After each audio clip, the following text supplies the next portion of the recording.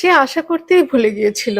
অতীতে ঘটে যাওয়া একটার পর একটা ব্যর্থতার ঘটনাগুলো দমিয়ে দিয়েছিল যে সে আশা করতে ভুলেই গিয়েছিল। ওই মৃতপ্রায় লোকটা সৈন্যদল থেকে বেরিয়ে এসেছিল। আমার যতদূর ধারণা হয় যে সে একটা নিরাপত্তা হিসেবে এই চাকরিটা গ্রহণ করেছিল। ঘটনাচক্রে সে মিলিটারির চাকরি ছেড়ে দিয়ে সাধারণ নাগরিক বেশে চাকরির সন্ধান করেছিল। আমার এখন খারাপ সময় যাচ্ছে, এই ধারণাটাই তাকে অর্ধেক ধরাশায়ী করে তুলেছিল। সে বিষণ্ণ মুখে ও বিষণ্ণ চিত্তে ক্ষুধার্ত অবস্থায় ঘুরে বেড়াতো। কয়েকটি রুটির টুকরো পেলে সে যে কোনো পরিশ্রম করতে রাজি হতো, এমন ধারণা তার মনের মধ্যেই ছিল। সে একটা চাকরির জন্য আমার কাছে এসেছিল।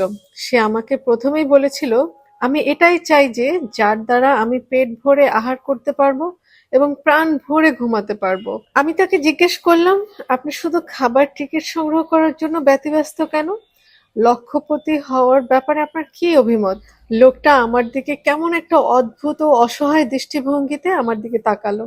আমার খুব ঠান্ডা ও কম্পিত স্বরে বলল, দয়া করে আপনি ঠাট্টা করবেন না। আমি আপনাকে এই বলে আশ্বস্ত করতে পারি যে আমি আপনার সাথে বিন্দুমাত্র ঠাট্টা করছি না। প্রত্যেক মানুষেরই কিছু না কিছু মূল্যবান সম্পদ আছে এবং প্রত্যেক মানুষই ইচ্ছা করলে তার এই সম্পদ থেকে লক্ষ লক্ষ টাকা উপার্জন করতে পারে। লোকটা পুনর্বার দীর্ঘশ্বাস ফেলে বলল, সম্পদ বলতে আপনি কি বোঝাতে চাইছেন? আমার পকেটে একটা নিকেল ছাড়া আর কিচ্ছু নেই। আমি বললাম, আপনার মনটাকে আগে আশাবাদী করুন, তাহলেই আপনার সর্বাপেক্ষা মূল্যবান সম্পদ চিরকালের জন্য পেয়ে যাবেন। আমরা এখন এই বিষয়ের উপরই আলোচনা করব।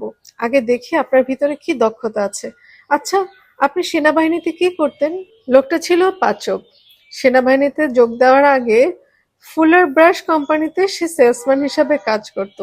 সে পাচক হিসেবে যতটা ভালো ছিল, সেলসম্যান হিসেবে ততটা দক্ষ ছিল না। অতীতে ঘটে যাওয়া একটার পর একটা ব্যর্থতার ঘটনাগুলো দমিয়ে দিয়েছিল যে সে আশা করতেই ভুলে গিয়েছিল। মনের এই প্রতিবন্ধকতা, যেটা মনের পক্ষে অন্তরায়, সেটা দূর করার জন্য আমি তাকে যথাসম্ভব সাহায্য করতে লাগলাম।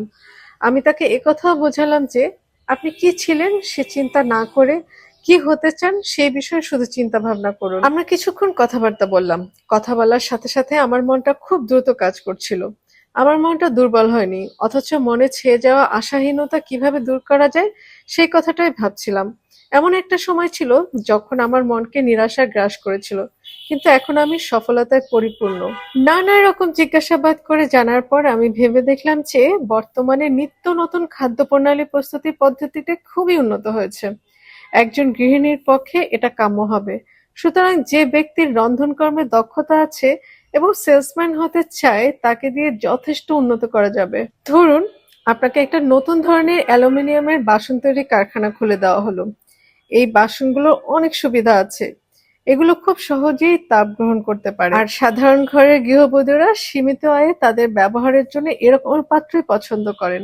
আপনি এই বিশেষ ধরনের তৈরি বাসনের উৎপাদন বাড়াতে পারবেন, কারণ গৃহবধূরা তাদের প্রতিবেশীদের বাড়িতে তৈরি খাবার দিয়েই ডিনারের আমন্ত্রণ করতে পছন্দ করেন। আপনি তাদের এই বাসন রান্না করে দিতে পারবেন। ডিনারের পর এই ধরনের বাসনের পুরো সেটের জন্য আপনি অর্ডার সংগ্রহ করতে পারবেন। ডিনার পার্টিতে উপস্থিত ২০ জন মহিলা থাকলেও আপনি সুনিশ্চিত যে তাদের মধ্যে ১০ জনই অবশ্যই আপনাকে ওই বাসনের অর্ডার দেবেন। তাদের মধ্যে কোনো কোনো মহিলা আপনাকে তাদের বাড়ির ডিনার পার্টিতেও রান্না করার জন্য আপনার সাথে যোগাযোগ করতে পারেন। এবার আমার ওই সৈনিক বন্ধুটি খুশির স্বরে জবাব দিলেন, বাহ, চমৎকার শোনাচ্ছে। কিন্তু এখন আমি কি করব? কোথায় যাব? কোথায় খাবো? কোথায় বা ঘুমাবো?